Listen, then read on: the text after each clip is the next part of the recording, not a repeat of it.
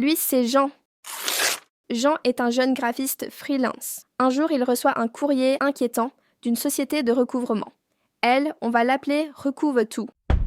La lettre lui réclame 2500 € pour un crédit à la consommation qu'il aurait souscrit il y a plusieurs années et qu'il n'aurait pas remboursé. Jean est surpris et inquiet car il ne s'en souvient pas du tout de cette dette. Paniqué, il envisage de payer immédiatement pour éviter des problèmes. Mais avant de céder à la pression, il décide de faire quelques recherches sur ses droits. Plutôt que de payer directement, Jean envoie une lettre recommandée avec accusé de réception à Recouvre-Tout, leur demandant de lui fournir des preuves sur l'existence de la dette. Avant tout, rétablissons le rapport de force. Exigez de la société de recouvrement tous les justificatifs, contrat de crédit, décision judiciaire. S'ils ne les ont pas, ils ne peuvent rien exiger de vous. Recouvre-Tout, qui comptait sur sa peur pour obtenir un paiement rapide, répond vaguement sans lui donner la preuve que cette dette est bien la sienne. Quelques jours plus tard, la société de recouvrement lui envoie un nouveau courrier en lui proposant une remise de dette exceptionnelle. La société lui propose de payer 1000 € au lieu de 2500 et la dette sera acquittée. Une réduction de dette, méfiez-vous. Si elle était vraiment due, pourquoi le créancier accepterait-il de perdre de l'argent? C'est souvent le signe qu'elle est foreclose.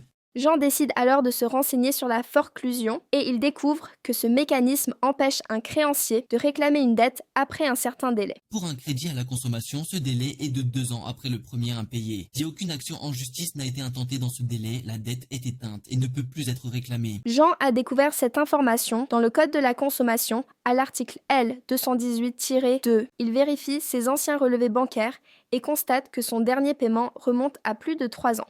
Avec ses recherches, il a remarqué que le délai de forclusion commence à courir à compter du dernier paiement. Sa dette est donc foreclose, ce qui signifie qu'il n'a plus d'obligation légale de la payer. Jean appelle Recouvre-Tout une dernière fois pour qu'ils arrêtent de le relancer. Cette dernière insiste qu'il doit payer et le ton monte.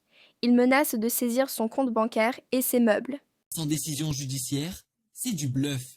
Une société de recouvrement n'a aucun pouvoir pour saisir votre compte ou vos biens sans jugement. Jean, qui connaît la loi, ignore donc les menaces, raccroche et bloque Recouvre-Tout qui continuera d'essayer de remplir ses caisses avec de vieilles dettes forecloses. La bonne nouvelle est que toi au moins, tu ne tomberas pas dans le piège. Ne vous laissez pas manipuler, vérifiez, exigez des preuves et défendez vos droits. Les sociétés de recouvrement comptent sur votre ignorance, soyez plus malins.